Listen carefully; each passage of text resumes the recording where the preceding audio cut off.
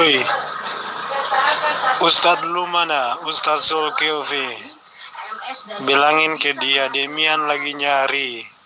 Tolong sampaikan pesan saya ke dia. Hello. Tolong sampaikan pesannya kepada Bang Zulkifli M. Abbas. Bang Demian lagi nyari. Ini saya tanggapi ya. Bagaimana cara memahami ajaran Kristen itu tidak terlepas daripada konsep pengajaran Paulus terhadap Yesus.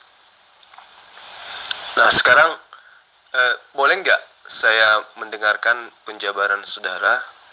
Siapa Yesus menurut Yesus? Silakan. Gini mas, jawaban-jawaban dari saya yang atas itu mungkin ada separuh-separuh yang tidak nyambung. Soalnya setiap saya mendengarkan VN-nya mereka hanya setengah-setengah. Jadi saya hanya mendengarkan sedikit terus saya balas. Menurut kalau abang membaca Injil, apa yang tadi mas katakan misalkan ajaran-ajaran Yesus itu tidak terlepas dari konteksnya ajaran-ajaran Paulus. Gini mas, di dalam Injil Paulus hanya menafsirkan ajaran-ajaran Yesus, bukan Paulus yang mengajarkan ajaran Yesus tersebut. Paulus itu tidak pernah menulis Injil. Paulus hanya menulis kitab-kitab dia. Misalkan kitab Roma, kitab Filipi, itu semua tulisan dia. Berbeda sama Injil. Kalau Anda membaca Injil kan dibagi menjadi dua perjanjian, yaitu perjanjian lama dan perjanjian baru. Perjanjian lama itu berisi kitab-kitab para nabi. Kalau di dalam Anda membaca kitab-kitab para nabi itu, apa yang ketika manusia itu diusir dari taman itu karena mereka berbuat dosa, manusia itu hidup menurut keinginannya sendiri, dan Tuhan menurunkan hukum-hukum duniawi, hukum-hukum kemanusiawi itu untuk mereka supaya membatasi mereka. Tetapi apa yang diturunkan itu tidak dibenarkan karena hanya membahas tentang manusiawi, kedagingan kita. Justru karena hukum itu manusia jatuh ke dalam kutukan. Hukum itu tuh tidak dibenarkan. Tidak ada keselamatan pada zaman itu. Nah, kalau Anda membaca Injil, Yesus mengklaim bahwa dia datang untuk menggenapi Taurat. Dalam arti Yesus membenarkannya supaya kita hidup dalam roh dan kebenaran. Kalau Anda tahu sendiri bahwa Yesus kan membahas tentang kasih. Kasih itu adalah kebenaran. Kasih itu murah hati. Kasih itu menutupi banyak dosa. Kasih itu kan kebenaran, dan kebenaran itu berasal dari Tuhan. Iya kan? Jadi gini, Yesus meninggikan hukum terdahulu itu, Yesus menggenapinya dengan hukum kasih. Dan Yesus menyuruh kita supaya hidup benar dalam arti kita hidup dalam kasih, hidup dalam kebenaran. Maka kita akan dibenarkan. Dan Yesus bukan hanya menyuruh kita hidup dalam kebenaran, Yesus juga menebus dosa kita supaya kita dosa-dosa kita ini akan diampuni ketika kita mati nanti. Nah, jadi pengajaran Kristen itu, orang Kristen tidak mengikuti hukum-hukum yang dijalankan oleh Islam dan Yahudi, karena hukum-hukum itu tidak dibenarkan, hanya membahas tentang keduniawian. Dan Yesus berkata bahwa ajaranku bukan berasal dari dunia tetapi dari sorga. Yesus berkata bahwa akulah jalan kebenaran dan hidup. Kalau Anda membaca ajaran-ajaran Yesus semua hanya membahas tentang kasih, hanya membahas tentang moral. Ketika Anda membaca ajaran-ajaran Yesus itu Yesus menyuruh kita untuk hidup dalam roh dan kebenaran, bukan hidup secara manusiawi. Jadi kita walaupun tidak dibenarkan secara manusiawi, tetapi kita dibenarkan dengan iman ketika mengikuti hukum kasih tersebut. Jadi gini, di dalam kitabnya Kristen itu ada dua bagian, perjanjian lama, perjanjian baru. Nah, yang mana kitabnya Kristen di situ? Kitabnya Kristen itu adalah perjanjian baru. Perjanjian lama itu adalah kitabnya agama Yahudi. Jadi Kristen mengambil kitabnya agama orang lain, kemudian diklaim bahwa itu adalah kitabnya. Ya, itu yang pertama. Tapi itu Anda tidak perlu tanggapi. Yang saya tanya, siapa Yesus menurut Yesus? Saya tidak tanya seperti apa ajaran Yesus, dalam arti kata ajaran kasih adalah ajaran Yesus, ajaran Kristen adalah ajaran kasih. Oke, itu saya tahu. Kalau Kristen mengklaim dirinya itu adalah ajaran kasih. Cuman saya ingin tahu di sini, siapa Yesus menurut Yesus, bukan menurut Paulus, bukan menurut mimbar gereja. Silakan. Sejak kapan saya keok sama kamu? Bodoh. Aduh, mengklaim diri menang ini. Debat aja kagak. Saya baru tanggapi begitu aja udah mengklaim diri benar. Aduh, saya kampret. Saya tidak mendengarkan VN kamu itu sampai selesai. Saya hanya membalas-balas saja. Kalau mau saya teleponan nih sama kamu. Bila perlu kamu rekam, langsung siarkan langsung di YouTube biar semuanya nonton. Kampret kamu. Bro, tanggapi pertanyaan Bang Zulkifli itu. Siapa Yesus menurut Yesus? Tidak bisa gitu dong, Mas. Tidak bisa gitu. Anda mengklaim bahwa Alkitab Perjanjian Lama itu Yahudi, Alkitab Perjanjian Baru itu Kristen. Sedangkan yang menuliskan Kitab Perjanjian Baru pun Yahudi. Yang pertama kali mendirikan Kristen itu orang-orang Yahudi ketika mengajar di Antioquia. Nah, jadi kenapa kamu mengklaim bahwa Kitab Perjanjian Lama itu Yahudi, Kitab Perjanjian Baru itu Kristen? Jadi akan aneh kalau orang Kristen itu tidak percaya bahwa keselamatan dibawakan oleh bangsa manapun, bangsa Roma juga tidak, bangsa ini tidak, hanya bangsa Yahudi, orang-orang Yahudi yang menyampaikan kepada kita dan kita yang meneruskannya.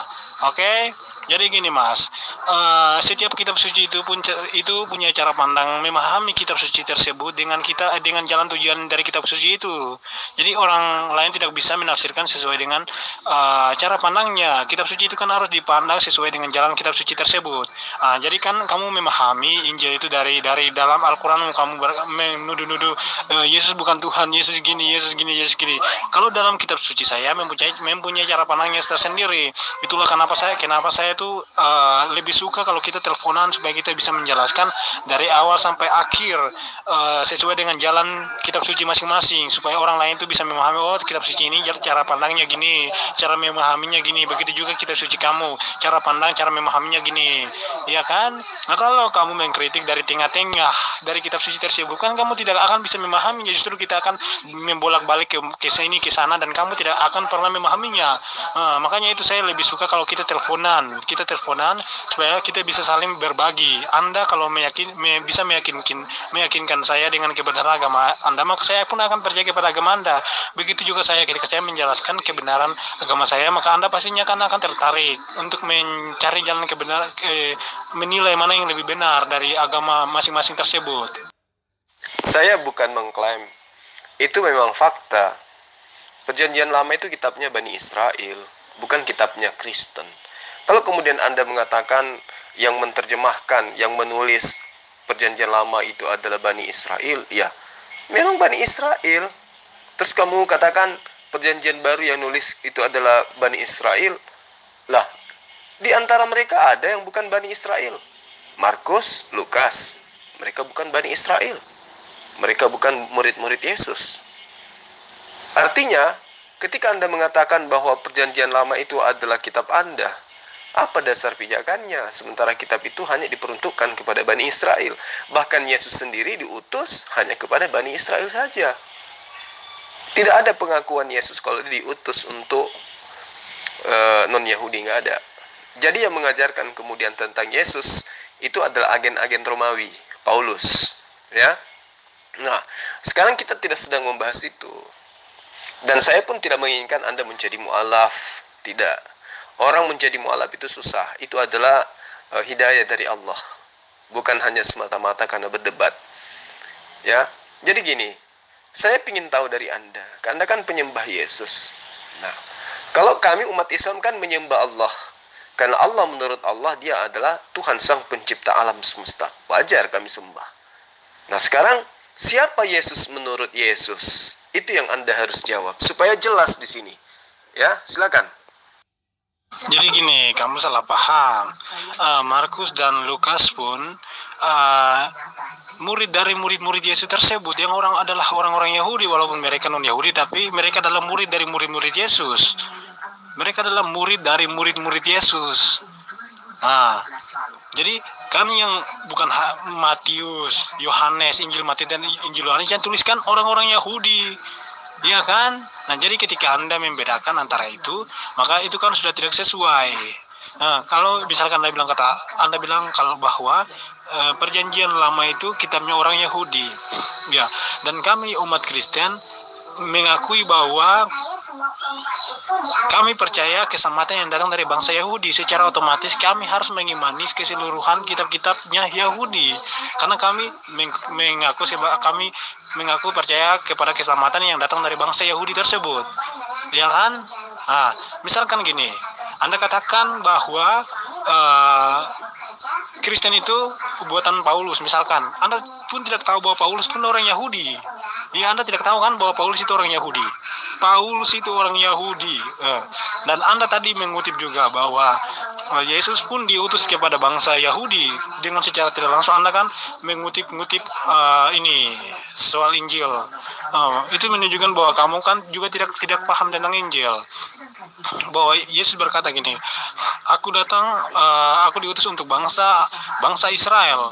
Ketika Anda membaca ayat lain lagi Yesus berkata bahwa pergilah ke seluruh dunia dan beritakan Injil bagi semua bangsa. Dalam arti apa?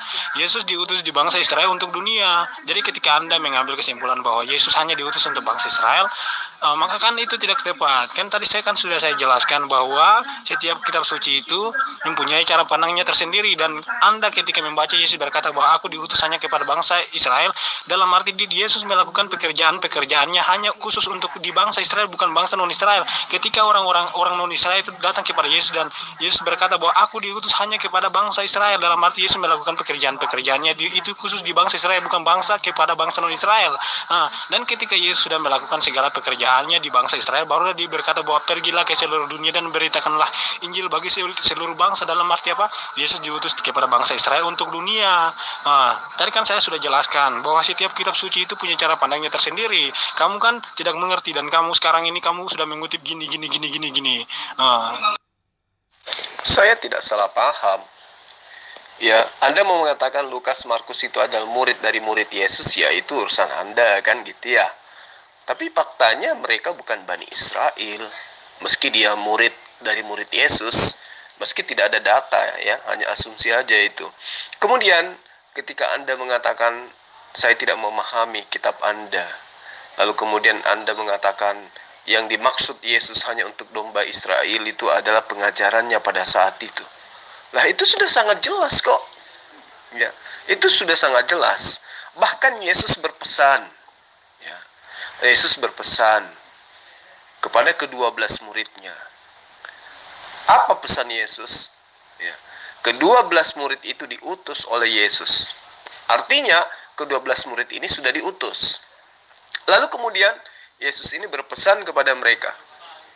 Nah, Yesus berpesan kepada mereka yang adalah utusan, yang adalah rasul. Kalau menurut bahasa Anda, janganlah kamu menyimpang ke jalan bangsa lain atau masuk ke dalam kota orang Samaria, melainkan pergilah kepada domba-domba yang hilang dari umat Israel. Berarti ketika Yesus mengutus muridnya yang asli, mereka dikasih pesan ya, agar jangan keluar dari bangsa Israel. Matius 10 ayat 5 ayat 6. Itu pasti tidak akan pernah bisa Anda sangkali. Karena di situ dikatakan ke-12 murid itu diutus oleh Yesus, namun sebelumnya Yesus sudah berpesan kepada mereka, jangan kamu menyimpang ke jalan lain atau masuk ke bangsa lain. Nah, kalau yang mengajarkan Markus dan Lukas itu adalah murid Yesus, berarti itu adalah murid durhaka. Itu adalah murid yang murtad. Karena ke-12 muridnya sudah diberi pesan, jangan kau ke bangsa lain, tapi cukup ke bangsa muridku yang hilang dari domba-domba dari Bani Israel. Anda katakan Lukas dan Markus muridnya dari murid Yesus. Nah, muridnya Yesus menerima amanah dari gurunya, jangan ke bangsa lain. Jadi ketika si murid ini memerintahkan muridnya lagi untuk ke bangsa lain, berarti dia adalah murid durhaka. Karena dia sudah dipesan oleh gurunya Yesus, jangan kau ke bangsa lain. Sedangkan Yesus sendiri, ya di dalam pengajarannya itu sangat jelas bahwa dalam Yohanes 17 misalnya ayat 9, aku berdoa untuk Bani Israel, bukan untuk dunia aku berdoa, tetapi hanya untuk Bani Israel. Nah, dari sisi berdoa saja, Yesus tidak berdoa untuk Kristen, tapi Yesus berdoa hanya kepada Bani Israel. Nah, kembali kepada pertanyaan saya, siapa Yesus menurut Yesus? Silakan. Dengar kamu semua pendebat muslim cebong ya. Kalian baca Al-Ankabut 46. Apa perintahnya? Jangan kamu berdebat dengan ahli kitab. Catat itu, pahami itu, hafalkan itu. Anda menghina Kristen, saya babat habis. Segala takiamu akan saya telanjangi, Quranmu akan saya porak-porandakan, dan tunjukkan apa yang kalian sembunyikan. Ahli kitab itu bukan Kristen. Ahli kitab itu adalah Bani Israel. Kristen hanya penumpang gelap. Maaf. Ahli kitab itu orang yang memahami, belajar tentang kitab tersebut atau mendalami kitab tersebut pun kan disebut ahli kitab. Misalkan orang Yahudi yang memahami Taurat, mereka disebut sebagai ahli Taurat. Begitu juga orang yang memahami, mendalami tentang kitab, maka mereka pun disebut sebagai ahli kitab. Nah, kita di sini kan orang-orang Kristen kan belajar tentang kitab mereka secara tidak langsung, mereka pun ahli kitab. Iya kan? Coba kamu definisikan tentang apa itu ahli kitab. Yang dimaksud di dalam Al-Quran, ahlul kitab itu adalah Bani Israel.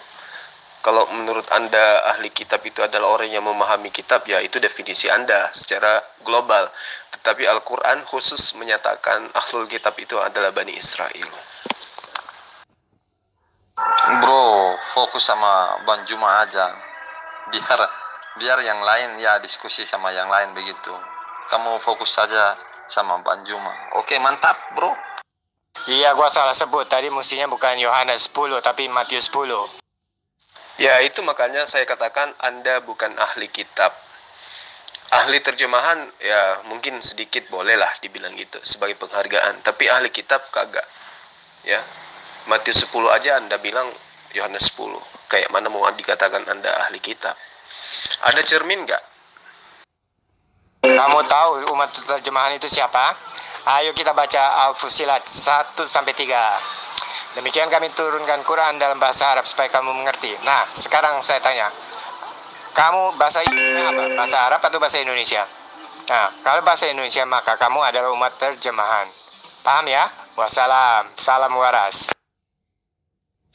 Ya, saya tahu dong. Umat terjemahan itu adalah umat yang ketika membaca terjemahan Al-Quran dipikir sedang membaca Al-Quran. Ketika membaca gospel, dia pikir lagi membaca Injil. Ketika dia membaca Bible, dia pikir dirinya sedang membaca kitab Tanaknya orang Yahudi. Itu umat terjemahan. Al-Fusilat katanya. Tak taunya terjemahannya yang dibaca. Itulah umat terjemahan. Ada kaca nggak? Nah, itu kan tadi saya sudah berpesan kepada Anda. Setiap kitab suci itu kan mempunyai cara pandangnya tersendiri, dan kamu menafsirkan kitab suci saya sesuai dengan pemahaman Anda yang tidak sesuai dengan apa yang tertulis di dalam kitab suci saya. Gini, saya jelaskan untuk Anda ya.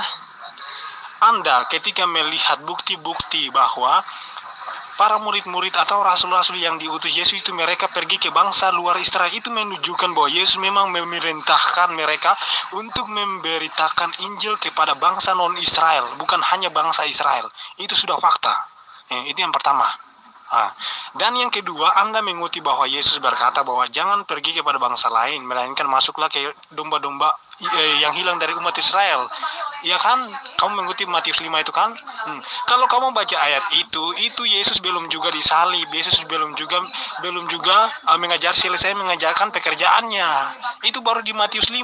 Matius itu kan bukan sampai 5 saja, sampai baca sampai selesai sana. Itu baru pertengahan ajaran Yesus. Yesus belum selesai mengerjakan pekerjaannya. Yesus juga belum juga pergi ke Yerusalem. Yesus belum juga disalib. Itu baru pertama kali Yesus mengajar. Yesus berkata gini, jangan berpaling kepada bangsa lain, melainkan pergilah kepada domba-domba yang hilang dari umat Israel. Itu ketika dia baru mengajar, dia harus mengabdi di Israel sebagai Mesias. Mesias itu dinubuatkan untuk mengajar khusus di Israel, bukan di bangsa non-Israel. Itu ketika dia baru mengajar. Jadi ketika ada yang datang dan berkata bahwa guru tolonglah kami, dan Yesus pastinya menolak mereka, ya kan? Yesus berkata bahwa tidak, aku hanya diutus di bangsa Israel, dalam arti Yesus melakukan pekerjaannya khusus di bangsa Israel, bukan di bangsa non-Israel. Dan ketika Yesus berkata bahwa pergilah kepada orang-orang Israel untuk memberitakan Injil, dan orang-orang Israel itu menolaknya, Yesus memulai pekerjaannya terusan melakukan pekerjaannya ketika dia sampai dia disalib dan bangkit pada harinya yang ketiga. Dan ketika dia bangkit, dia berpesan dan ketika dia bangkit dan dia mau naik ke surga, dia berpesan kepada para muridnya, pengikut-pengikutnya bahwa pergilah ke seluruh dunia dan beritakanlah Injil bagi seluruh makhluk. Yesus sendiri yang bilang ketika dia sudah selesai melakukan pekerjaannya. Nah, jadi ayat yang tadi kamu tulis kutip di dalam Matius 5 itu ketika Yesus belum selesai melakukan pekerjaannya. Dan ketika Anda baca Matius pasalnya yang terakhir di pasal 20 berapa ya? 27 kalau nggak salah. Pokoknya Matius pasalnya yang terakhir lah. Di situ Yesus ketika sudah selesai melakukan pekerjaannya, dia berpesan kepada murid-muridnya gini, pergilah ke seluruh dunia dan beritakanlah Injil untuk semua makhluk. Dan Anda melihat buktinya sendiri, para murid-murid Yesus itu matinya di bangsa-bangsa lain, mereka disiksa, mereka memberitakan Injil di bangsa ini dan mereka disiksa di bangsa ini, dan peninggalannya masih ada buktinya hingga sekarang. Itu menunjukkan bahwa mereka memang diperintahkan untuk memberitakan Injil kepada bangsa lain, bukan hanya bangsa non-Israel ketika Yesus sudah selesai melakukan segala pekerjaannya di Israel. Sebab Mesias Mesias dinubuatkan melakukan pekerjaannya di Israel, bukan bangsa non-Israel. Ya, saya hanya membaca apa yang ada dalam kitab Anda. Ke-12 murid itu diutus oleh Yesus. Dan Yesus berpesan kepada ke-12 murid itu, janganlah kamu menyimpang ke jalan bangsa lain atau masuk ke dalam kota orang Samaria. Melainkan, akan tetapi, pergilah kepada domba-domba yang hilang dari umat Israel. Apakah ayat ini salah menurut Anda? Lalu kemudian Matius 15 ayat 24. Kata Yesus, ini kata Yesus loh, bukan kata saya. Aku diutus hanya kepada domba-domba yang hilang dari umat Israel. Itu kata Yesus. Makanya saya tanya sama Anda, tapi Anda tidak ada ilmu untuk menjawabnya. Siapa Yesus menurut Yesus? Menurut Yesus, dia adalah utusan Allah yang hanya diutus kepada domba-domba yang hilang dari Bani Israel. Sampai di sini paham?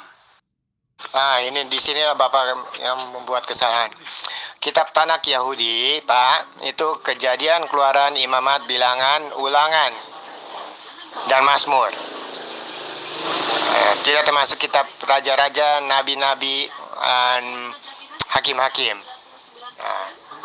Oke, di sini aja Anda udah salah alamat, salah sejarah, tapi mencampurkan dan cocok logi dengan kebodohan dari sekolah Islam kamu.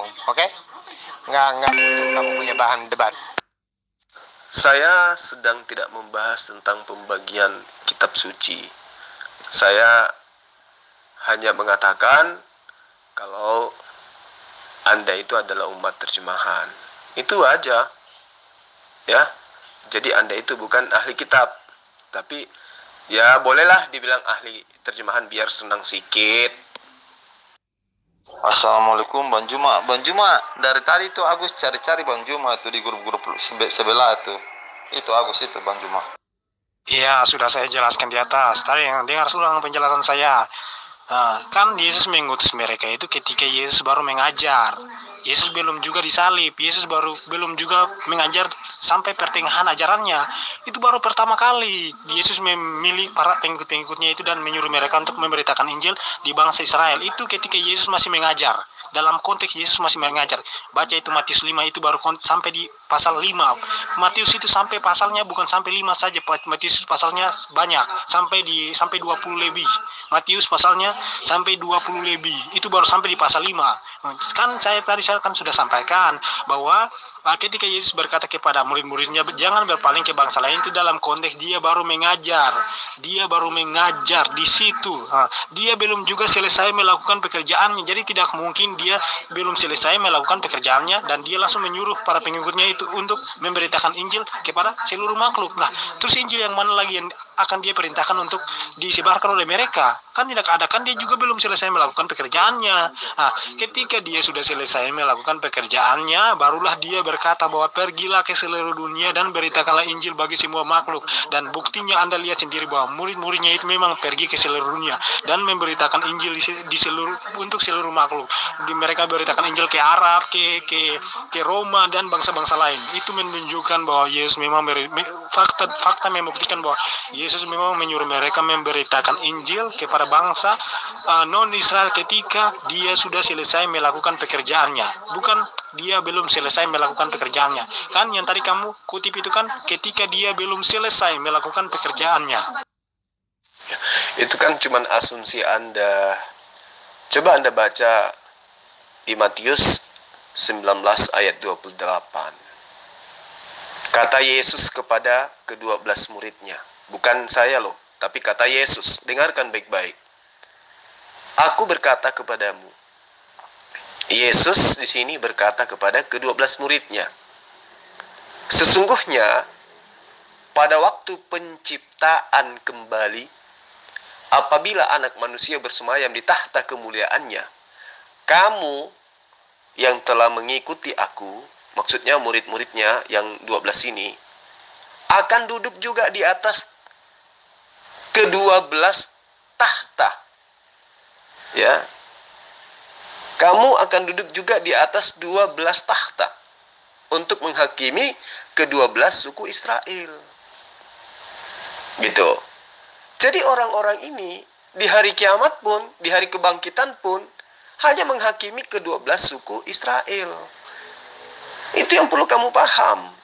Tidak dikatakan menghakimi semua bangsa-bangsa di muka bumi ini, tidak. Jadi untuk apa mereka diutus ke Indonesia? Untuk apa mereka diutus ke Jepang? Sementara mereka hanya diajarkan untuk bagaimana kelak menghakimi ke-12 suku Israel saja. Itu perkataan Yesus loh. Jadi kamu jangan berasumsi. Yesus sendiri mengakui, aku diutus hanya kepada domba-domba yang hilang dari Bani Israel. Itu perkataan Yesus, bukan perkataan saya. Kalau Anda mengatakan itu kan masih proses, itu asumsi. Apa buktinya Anda berasumsi? Coba Anda tunjukkan. Mana dalilnya yang setara dengan itu untuk membatalkan pernyataan Yesus bahwa dia hanya diutus kepada domba-domba yang hilang dari Bani Israel. Tunjuk dalilnya. Di mana Yesus membatalkan ayat ini dengan berkata, sesungguhnya aku diutus kepada seluruh umat manusia. Ada enggak? Kalau tidak ada, maka simpan saja asumsimu, ajarkan di gereja, jangan di sini. Sorry, saya off dulu. Oke, silakan Anda istirahat. Ya. Anda tidak menjawab siapa Yesus menurut Yesus. Anda hanya petantang-petenteng sana kemari, entah apa-apa yang Anda bahas, membatalkan seluruh ajaran Yesus yang memang hanya untuk Bani Israel. Menurut Yesus, dia adalah nabi yang diutus hanya kepada domba-domba yang hilang dari Bani Israel. Menurut Anda, Yesus itu adalah Tuhan yang diutus untuk kepada seluruh umat manusia. Siapa yang harus saya percaya? Yesus atau Anda? Sekarang Anda itu akibat daripada Anda tidak mampu menunjukkan bahwa sesungguhnya Yesus itu hanyalah utusan Allah Subhanahu wa ta'ala kepada Bani Israel. Oke, silakan, mungkin ini bisa menjadi PR Anda. Ya, mudah-mudahan ketika Anda muncul kembali mencari saya, jangan mencari saya begitu saya datang Anda langsung off. Terima kasih. Astagfirullah. Iya betul bang. Soalnya dia keluar tadi di grup sebelah, dia bilang kata Bang Juma nyunsep sama Fatima. Saya tertawa. Astagfirullah. Ya biasalah. Ya itu cara kita untuk mengundang serigala ompong keluar dari kandangnya. Ya kita tunggu aja kapan dia punya nyali untuk keluar. Ke grup, ke WA, ke Zoom atau kemana. Jangan hanya tinggal di kandang, teriak-teriak, suaranya nyaring, menakutkan, tetapi giginya ompong. Hei Agus, pengikut Paulus, di mana kamu? WK. Ayatnya ngomong apa? Kamu ngomongnya kemana? Aduh, itulah kenapa saya selalu bilang orang-orang non-Kristen ini mereka sok tahunya luar biasa. Nah, coba kamu baca lagi. Yang menghakimi seluruh manusia itu yang duduk di atas takhta itu yaitu anak manusia. Kamu mengakui enggak? Yesus Tuhan. Bukankah yang menghakimi seluruh manusia hanya Tuhan? Ya kan? Nah, kamu mengakui atau tidak? Nah, saya tidak berasumsi. Di dalam Matius 28 ayat 19, Yesus berkata, karena itu pergilah ke seluruh dunia dan beritakan Injil bagi semua makhluk. Yesus sendiri yang bilang, saya tidak berasumsi. Dan tadi kamu kan kutip dari Matius 5. Matius 5 itu Yesus baru mengajar. Dalam arti Yesus belum selesai melakukan pekerjaannya. Dan Matius 28 ayat 19, Yesus sudah selesai melakukan pekerjaannya. Ketika dia mau terangkat ke surga, dia berpesan kepada para pengikutnya, pergilah ke seluruh dunia dan beritakan Injil bagi semua makhluk. Barang siapa yang percaya dan dibaptis akan diselamatkan. Barang siapa yang tidak percaya, maka dia akan dihukum. Nah, Yesus membawa keselamatan, dan memberitakan keselamatan itu bukan hanya kepada Israel, tetapi untuk dunia juga. Jadi kan tadi saya sudah jelaskan ulang-ulang, setiap kitab suci itu mempunyai cara pandangnya tersendiri. Dan kamu tadi mengutip ayat yang tidak nyambung. Ayatnya ngomong kemana, maksudnya kemana, kamu menafsirkannya kemana. Jadi kalian itu menafsirkan sesuai dengan keinginan kalian aja. Makanya kalau baca Injil itu pakai hati, bukan pakai emosi. Oke, jadi Anda membatalkan pernyataan-pernyataan Yesus, di mana itu adalah pesan Yesus kepada murid-murid aslinya, dengan mencoba mengambil Matius 28 ayat 19. Lalu kemudian Anda mengatakan, saya menafsirkan sesuai dengan pemahaman saya.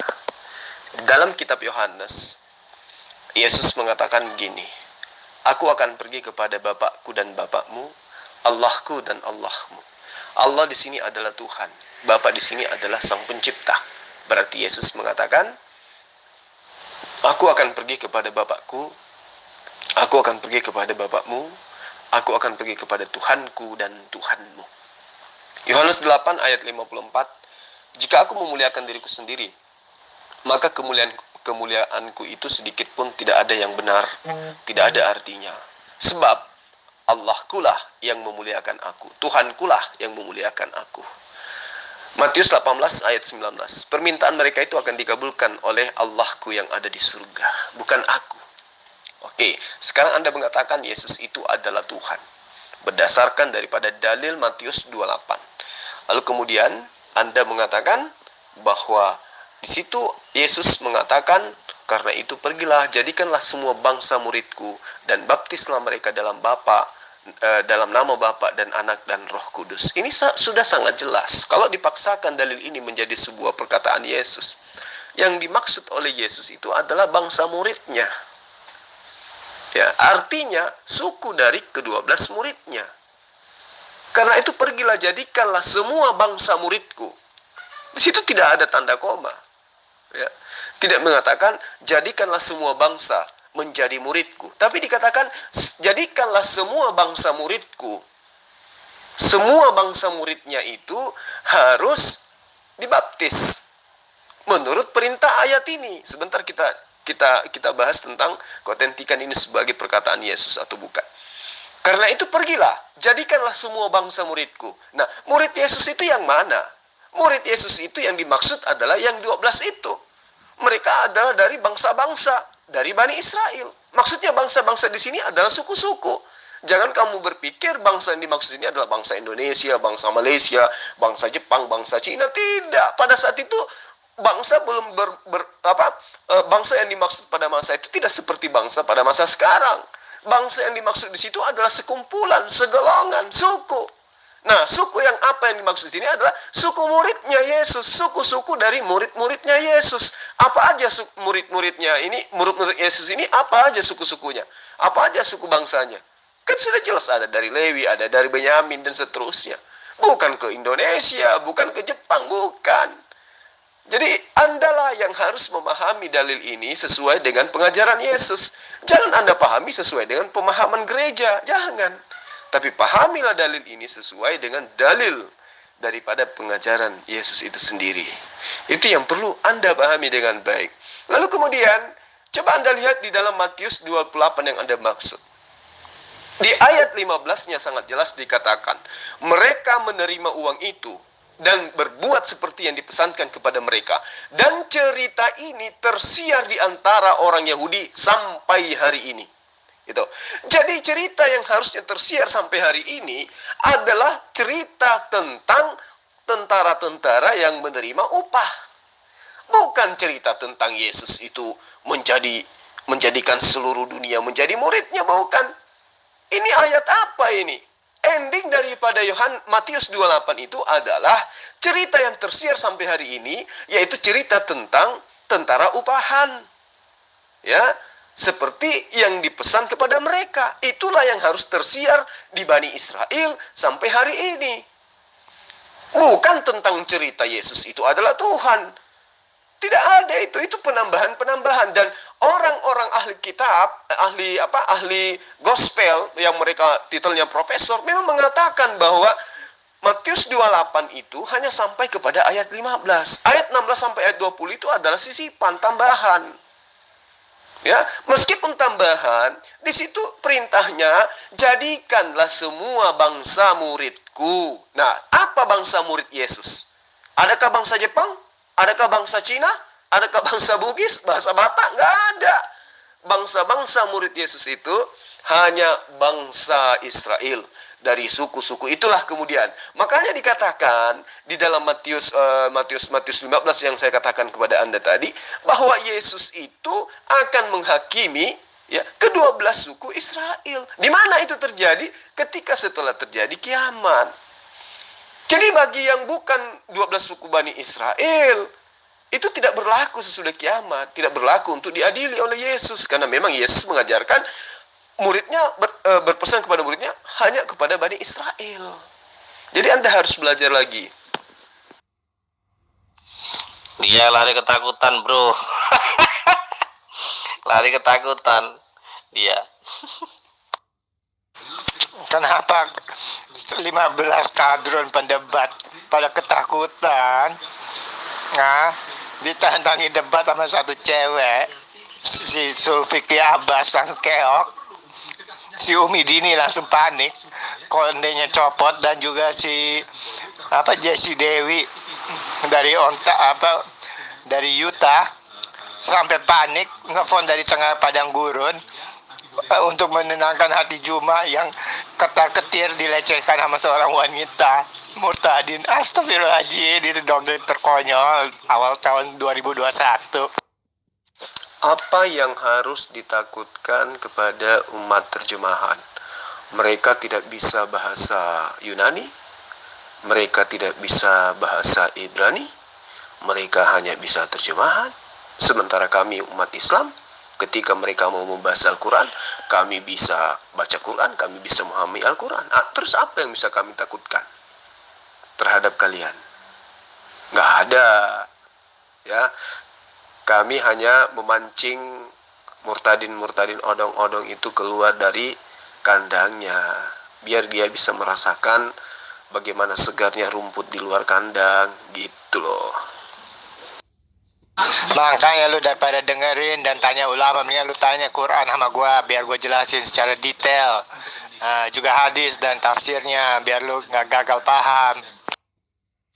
Nah, gitu. Ini baru bisa disebut sebagai orang yang paham Al-Quran. Ini yang saya suka, ya.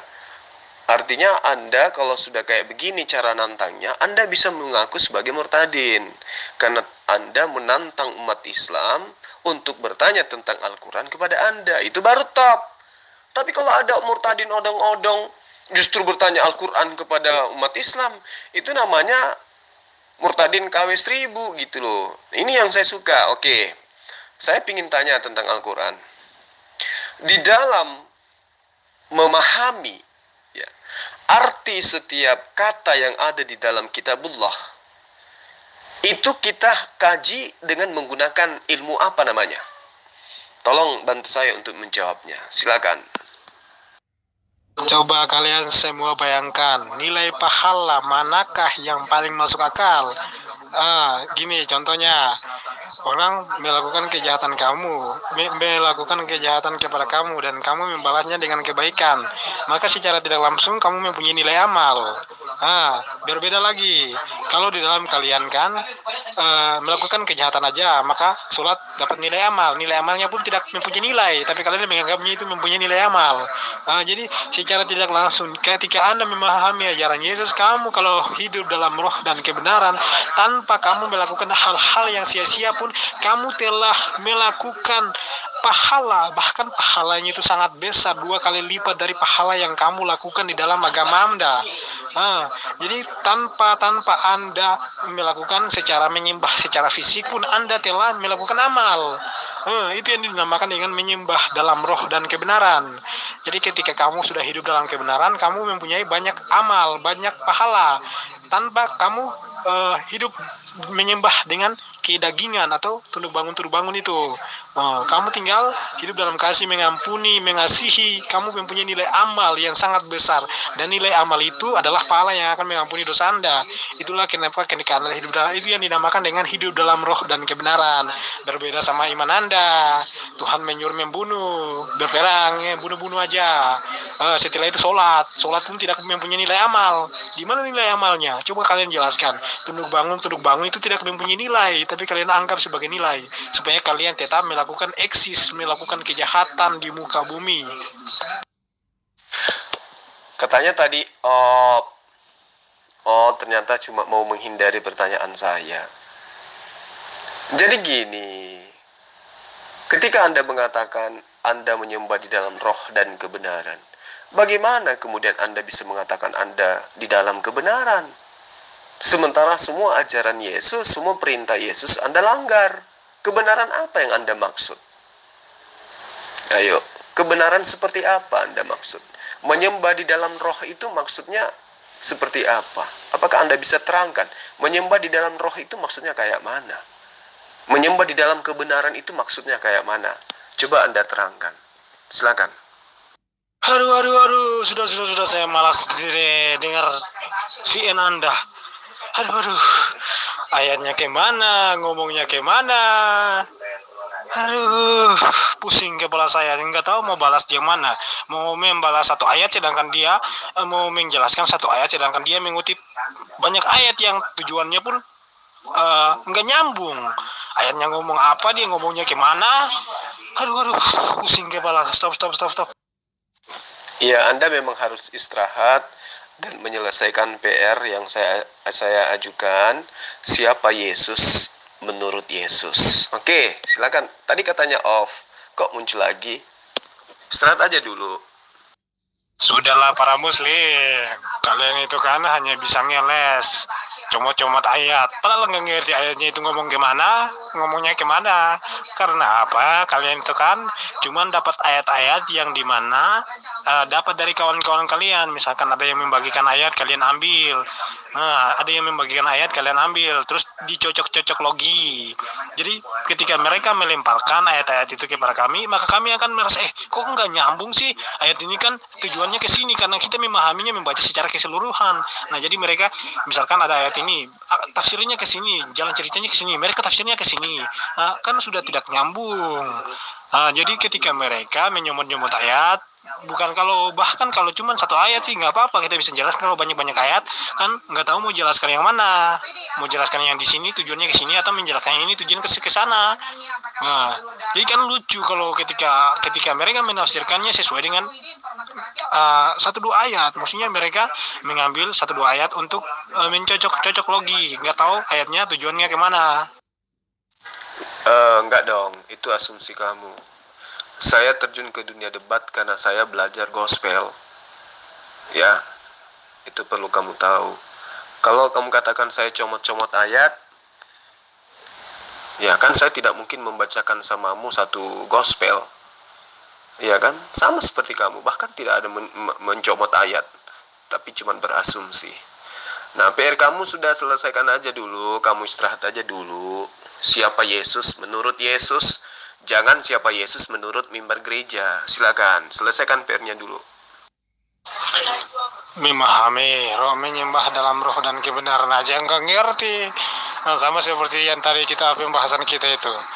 Pembahasannya gimana, comot ayatnya gimana, cocok-cocok logi dengan mengambil ayat-ayat ini dicocokin dengan ini, terus ditafsirkan gini, padahal jalan ceritanya ke sini, dia jalan ceritanya ke timur, dia ngomongnya ke barat, jadi paling lucu itu kalau saya dengar VN-nya kamu.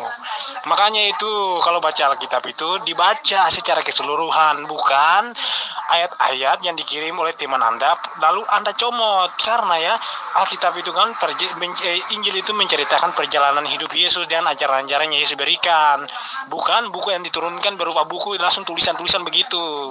Jadi kitab suci itu harus dipahami sesuai dengan konteks jalan ceritanya. Ngapain saya debat dengan Anda kalau Anda cuma bisa comot-comot ayat yang gak nyambung? Ya sudah, Anda jelaskan aja. Menyembah di dalam roh itu adalah neng. Menyembah di dalam kebenaran itu adalah teng. Udah jelasin. Nah, kalau kemudian Anda mengatakan saya harus membaca satu kitab, saya adalah seorang penginjil. Sebagai penginjil, kitabmu itu setiap hari saya baca. Ya. Saya otak-atik dari kiri ke kanan, dari kanan ke kiri. Itu pekerjaan saya sebagai penginjil untuk mencegah misionaris untuk mengajarkan menyembah kepada manusia bernama Yesus. Nah, sekarang Anda tunjukkan kepada saya siapa Yesus menurut Yesus. Saya kasih satu rekomendasi dalil, Yohanes 12 ayat 49. Aku berkata-kata bukan dari diriku sendiri, tetapi Bapa yang mengutus aku, dialah yang memerintahkan aku untuk mengatakan apa yang harus aku katakan dan aku sampaikan. Itu saya sudah kasih bocoran jawabannya dari soal saya. Nah, sekarang saya kasih soalnya. Jawabannya udah saya kasih. Siapa Yesus menurut Yesus? Silakan. Siapa Yesus menurut Yesus? Kamu pun gak tahu siapa Yesus, tapi cuman menyomot-nyomot ayat yang gak nyambung. Ayatnya ngomong apa, kamu ngomong apa, iya kan? Berarti kalau Anda menuduh saya mencomot-comot ayat, nah sekarang tugas Anda menjawab. Berarti Anda kan tidak mencomot-comot ayat. Nah sekarang Anda jawablah. Bacalah satu kitab itu. Dari perjanjian lama sampai kitab Wahyu, baca semua. Ya, berapa tahan Anda bisa membacanya kalau seperti itu cara menjawabnya ketika Anda ditanyai. Siapa Yesus menurut Yesus? Jawab dong. Jangan malah nanya ke saya. Anda kan yang menyembah Yesus. Kalau saya jelas, Yesus menurut Yesus adalah hamba Allah, adalah utusan Allah. Nah, sekarang menurut Anda, ketika saya tanya, siapa Yesus menurut Yesus? Apa jawaban Anda? Silakan. Yul, Bang Yul. Oh, kenapa nggak mau? Yul. Murid-muridmu sudah mengutuk kata-katamu. Memang kamu raja itu, Yul. Siapa Yesus menurut Yesus? Itu kan statement Bang Yul itu kan, ya kan? Ya iya itu. Makanya saya angkat raja itu. Gak salah itu Bang Yul. Kamu raja memang. Tidak ada jalan kebenaran, tidak ada ajaran yang paling benar selain ajaran Yesus. Cobalah kalian perdalam ajaran Yesus itu. Saya jamin kalian akan keluar dari ajaran kalian itu. Jangan terlalu mendalami soal hal-hal duniawi, nanti kalian terikat dengan setan. Nah, karena kalau kamu terikat dengan hal-hal duniawi, pastinya kan ilmu kamu makin kuat. Kalau ilmu kamu makin kuat, maka kamu mengklaim bahwa diri kamu itu benar. Nah, kamu sudah pakar dengan hal-hal duniawi, makanya kamu sudah lupa dengan hal-hal surgawi. Emangnya ketika kamu hidup dalam keduniawian, maka kamu akan dibenarkan. Manusia itu dibenarkan ketika dia melakukan hal-hal surgawi. Udahlah, kalian itu nggak usah lah mendalami hal-hal duniawi. Baca ajaran Yesus, saya yakin kalian akan murtad. Justru ini sekarang saya ingin tahu siapa Yesus menurut Yesus. Betapa mulianya pertanyaan ini. Saya ingin tahu esensi siapa Yesus menurut Yesus. Kalau menurut Kristen saya sudah tahu Yesus itu adalah Tuhan. Kalau menurut Kristen, Ya, tapi saya ingin tahu menurut Yesus. Karena kan Anda baca kitab Anda, konon ceritanya itu adalah ajaran Yesus. Maka dari itu saya bertanya, siapa Yesus menurut Yesus? Nah, jawab dong. Kalau cuma koar-koar, ya pantat ayam juga bisa goyang-goyang gitu. Jadi tolong dijawab ya, sebagai orang yang menyembah Yesus, tolong tunjukkan pijakan dasarnya. Siapa Yesus menurut Yesus? Silakan. Nah, sudah mulai kutip sana sini. Kan saya sudah jawab dari tadi. Saya jelaskan dulu, menyembah dalam roh dan kebenaran. Menyembah dalam roh dan kebenaran itu adalah melakukan hal-hal tentang kasih, hidup dalam kasih, maka kamu telah menyembah dalam roh dan kebenaran. Tapi kalau orang-orang seperti kalian kan susah untuk memahaminya, ya kan? Itu cukup itu saja, saya jawab tentang itu. Nah, kamu katakan bahwa Yesus berkata apa yang dia katakan bukan dari dirinya sendiri, tapi dia mendengar apa yang dikatakan oleh Bapa. Coba sekarang kamu baca Yohanes 14 ayat 10. Di situ Yesus berkata bahwa tidak percayakah engkau bahwa aku di dalam Bapa dan Bapa di dalam aku? Apa yang aku katakan kepadamu bukan dari diriku sendiri, tetapi juga Bapa yang diam di dalam aku. Coba kamu jabarkan ayat itu, dua pasal itu. Kan kamu merasa, kok tidak nyambung? Nah, kan itu karena kamu menyebutnya dari luar konteks, kamu membacanya menyebut satu ayat. Alkitab itu harus dipahami sesuai keseluruhan, dan kamu mengakui bahwa kamu tiap hari baca Injil. Masa tiap hari baca Injil kau tidak tahu ayat Yohanes 14 ayat 10 yang mengatakan Yesus berkata, aku di dalam Bapa dan Bapa di dalam aku. Apa yang aku katakan kepadamu bukan dari diriku sendiri, tetapi juga Bapa yang diam di dalam aku, yang berkata-kata. Jadi ketika Yesus berkata seperti itu, maka apa yang Yesus sedang jelaskan kepada kita? Yesus menjelaskan bahwa apa yang dia katakan itu adalah firman, dan itu berasal dari Bapa yang ada di dalam dia. Jadi kamu bukan berarti ketika kamu membaca satu ayat, ya karena kan Yesus menyampaikan firman yang berasal dari Bapa. Dalam arti Yesus sudah bukan Tuhan. Siapa Yesus? Maksud kamu kan gitu, karena kamu menyebut satu dua ayat. Nah, sekarang kamu katakan menyembah di dalam roh dan kebenaran itu adalah kasih. Kasih maksudmu yang mana? Kasih utang, kasih uang, kasih pinjam, atau yang mana? Roh dan kebenaran adalah kasih, maksudnya yang mana? Kasih yang kayak mana yang kamu maksud? Ini mengenai penyembahan loh, bukan mengenai asumsi. Ya, menyembah di dalam roh dan kebenaran. Di dalam roh dan kebenaran itu maksudnya kok kasih? Maksudnya kasih itu yang kayak mana dalam aplikasi implementasi dalam kehidupan kamu itu yang mana coba? Saya tidak ngerti. Yang mana yang kamu maksud kasih itu? Lalu kemudian kamu mengatakan Anda tidak pernah membaca Yohanes 14 ayat 10. Nah, lagi-lagi kamu mencomot satu ayat. Kenapa kamu nggak teruskan ke ayat 28? Baca dari ayat 1 sampai ayat 28 supaya kau paham apa maksud Yesus. Jelas Yesus mengatakan, kamu telah mendengar bahwa aku telah berkata kepadamu, aku pergi, tetapi aku akan datang kepadamu. Sekiranya kamu mengasihi aku, kamu tentu akan bersuka cita, karena aku pergi kepada Bapakku. Sebab Bapak lebih besar daripada aku. Jadi kayak mana Anda bisa memahami Yesus di dalam Bapa, Yesus di dalam Bapa, Bapa di dalam Yesus, sementara Yesus mengatakan di sini dengan tegas, Yesus akan pergi kepada Bapa. Kalau Yesus itu, Bapa itu ada di dalam Yesus, Yesus tidak usah pergi. Karena ternyata Bapa sudah ada dalam dirinya. Kalau Anda memahami itu secara harfiah. Tetapi maksud daripada Yesus Bapa di dalam aku di dalam Bapa, itu maksudnya adalah pekerjaan-pekerjaan yang dilakukan oleh Yesus itu adalah bukan dari dirinya sendiri, tetapi pekerjaan yang diperintahkan oleh Allah untuk ia lakukan. Bahwa perkataan yang terlontar dari mulutnya itu bukan perkataannya sendiri, tetapi perkataan yang didengar dan diperintahkan untuk ia katakan dan ia sampaikan. Itu makanya Yesus katakan, aku akan pergi kepada Bapakku dan Bapakmu, Allahku dan Allahmu, Tuhanku dan Tuhanmu, sebab Bapa lebih besar daripada aku. Kamulah yang mencomot-comot satu ayat. Justru saya yang menerangkan secara gamblang samamu. Kembali kepada tema. Siapa Yesus menurut Yesus? Dan ajaran kasih dan yang roh dan kebenaran itu yang Anda maksud kasih itu yang mana? Coba tunjukkan, mana implementasi dalam kehidupan keberagamaan Anda ajaran kasih itu? Silakan.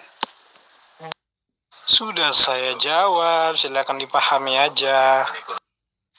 Kamu cuma berasumsi, comot satu ayat, tidak ada jawaban. Siapa Yesus menurut Yesus? Anda tidak jawab. Menyembah di dalam roh adalah, menyembah di dalam kebenaran adalah, Anda tidak jawab. Menyembah di dalam roh dan menyembah di dalam kebenaran, kamu katakan kasih. Kasih yang Anda maksud itu yang mana? Kasih yang dimiliki oleh orang Kristen dan tidak dimiliki oleh agama lain itu yang mana? Coba, yang mana? Ada nggak? Tunjukkan. Minggir kamu minggir. Kamu bukan targetku. Targetku adalah Saifuddin Ibrahim. Minggir kamu. Kamu bukan lawan saya. Lawan saya Zulkifli, rajamu. Maaf bro, bubar-bubar, waktunya mandi, udah sore. Ingat PR-nya, Jo. Ya, ingat PR-nya. Lah, sudah dijawab, bilang belum jawab. Udah dijawab, belum bilang dijawab. Maksudnya gimana? Aneh. Kamu nggak ada jawab. Yang saya minta siapa Yesus menurut Yesus. Oke? Menyembah di dalam kebenaran itu seperti apa? Menyembah dalam roh itu seperti apa? Anda tidak jawab. Anda hanya mengatakan kasih. Nah, kasih yang Anda miliki, yang tidak dimiliki oleh agama lain itu yang mana? Ayo. Lalu kemudian yang saya mintakan siapa Yesus menurut Yesus? Bukan menurut Anda, apalagi menurut mimbar gereja. Contoh, siapa Yesus menurut Yesus? Yesus berkata, nah itu baru Yesus mengatakan, kamu telah mendengarkan bahwa aku telah berkata kepadamu, aku pergi, tapi aku datang lagi kepadamu. Mu di sini adalah siapa? Bani Israel, bukan Kristen. Sekiranya kamu, wahai Bani Israel, mengasihi aku, kamu, wahai Bani Israel, tentu akan bersuka cita karena aku pergi kepada Tuhanku. Sebab Tuhanku lebih besar daripada aku. Nah, Yesus sudah mengakui siapa Yesus menurut Yesus. Yesus adalah esensi ciptaan yang lebih kecil daripada Tuhannya. Itu menurut Yesus. Kalau menurut Kristen mah ya Yesus itu yang lebih besar, bahkan setara, ya kan? Nah, karena Anda tidak memahami tentang esensi pertanyaan saya, maka silakan Anda mandi dulu. Mudah-mudahan setelah mandi Anda bisa memahami apa yang saya tanyakan kepada Anda. Silakan Anda mandi, jangan lupa pakai sabun dengan rinso, sikat gigi dengan sangsil, biar Anda lebih fresh lagi untuk berdiskusi. Monggo. WK, dengar lagi VN saya di atas sana. Baik-baik, dengar baik-baik. Jangan-jangan nggak dengar lagi, cuman next, makanya tidak dengar secara keseluruhan. Udah dijawab, kok bilangnya belum. Katanya mau mandi, udah ceburlah ke sungai. Ya, mandi aja dulu. Saya sudah mendengarkan VN Anda, dan yang Anda jabarkan itu adalah pemahaman Anda tentang Yesus. Yang saya minta, pengajaran Yesus tentang dirinya. Ngerti enggak sampai situ? Ya, kata Yesus di dalam kitab Anda, Yohanes 14 ayat 23. Jawab Yesus. Nah itu, berarti Yesus yang menjawab kan? Jikalau seorang mengasihi aku, maka ia akan menuruti perintahku. Dan Allahku atau Tuhanku akan mengasihi dia. Dan kami di sini, maksudnya kami di sini adalah Yesus dan Tuhannya, akan datang kepadanya dan diam bersama-sama dengan dia. Berarti kalau Anda mengatakan Yesus itu adalah Tuhan, karena Bapa ada di dalam dirinya, maka jelas orang yang mengasihi Yesus, Yesus akan datang dan Allahnya Yesus juga akan datang bersatu dengan orang-orang yang mengasihi Yesus. Berarti orang ini juga adalah Tuhan. Karena bersatu dengan Allah dan Yesus. Yesus berada di dalam dirinya, Bapa juga berada dalam dirinya. Berarti orang ini adalah Tuhan juga gitu. Itu yang perlu kamu pahami. Makanya ketika saya minta siapa Yesus menurut Yesus, sejatinya Anda itu mengajarkan konsep kebenaran menurut Yesus, jangan menurut Kristen. Karena Kristen itu bukan ajaran Yesus. Sampai sini paham? Kalau belum paham silakan Anda mandi, ya. Air sudah mendidih. Monggo.